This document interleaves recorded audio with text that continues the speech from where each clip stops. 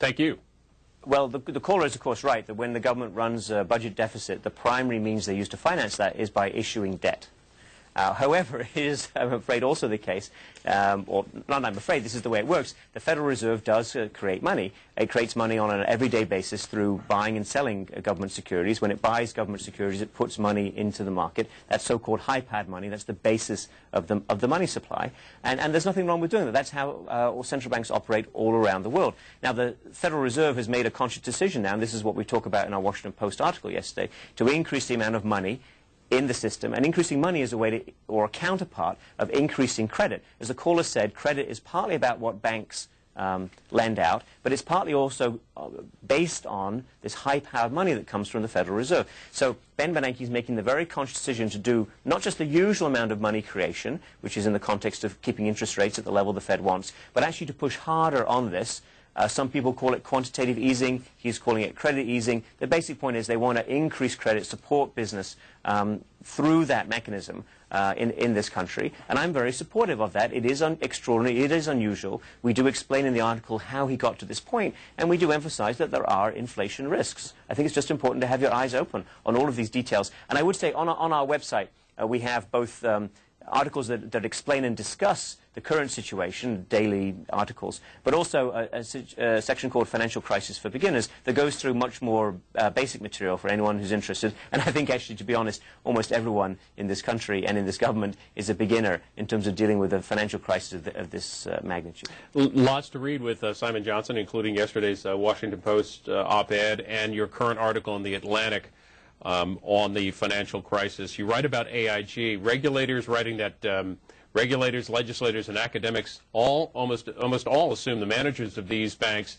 knew what they were doing. In retrospect, they didn't. AIG's Financial Products Division, for instance, made a $2.5 billion pre-tax profit in 2005, largely by selling underpriced insurance on complex, poorly understood securities, often described as picking up nickels in front of a steamroller.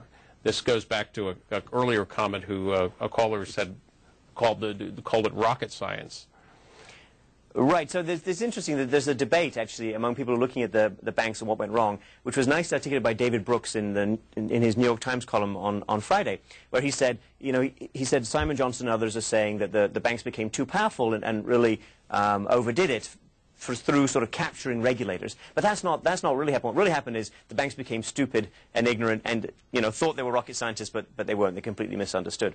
I think that's a nice juxtaposition.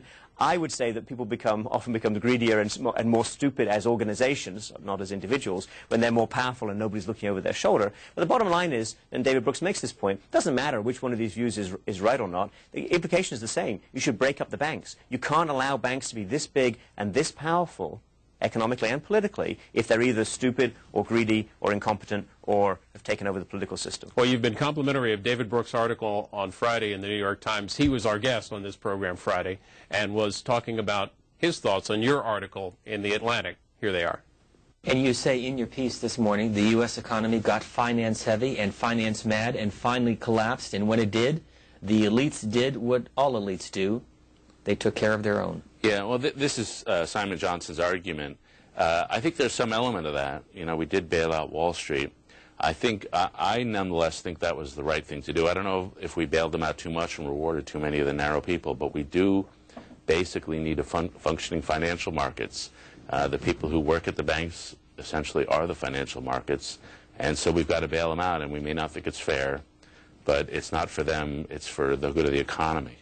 And so I essentially think we did the right thing. And personally, and Johnson is an expert, and I feel hesitant disagreeing with him, but I do think if we try to remake the financial sector over, and if we try to do that from Washington, we will end up creating more consequences because we in Washington just don't know how to organize a financial sector. What are your thoughts on how much regulation, financial market regulation, needs to change? Oh, I think it has to change fundamentally and profoundly. I don't think you can imagine that anything like what brought us to this point is the right way to go forward. Of course, David Brooks is correct that whenever the government gets involved in things, it creates distortions. But believe me, we have massive, believe him, we have massive distortions now. And whatever you do going forward is a government action or inaction that will have distortions. You've got to decide, what kind of regulation to have. I would go for something very simple, rather crude, but it'll get us there, which is a serious tax on bigness. As your bank gets bigger, you've got to provide more and more capital. If you're a significant player relative to the size of the economy, I think you're going to pay a very big tax on bigness because the consequences of you messing up are far too serious. Is there a model of that working elsewhere in the world? No. The world is in serious trouble because everybody has messed up on this. In fact, many other countries, for example in Western Europe, let their banks become even bigger relative to their economies. And I don't think, perhaps when this is all over, perhaps in 2 or 3 years we'll look back and we'll say, aha, somebody's system. Some people, for example, talk about Canada as having relatively few banks, but they're tightly regulated, and that works for Canada.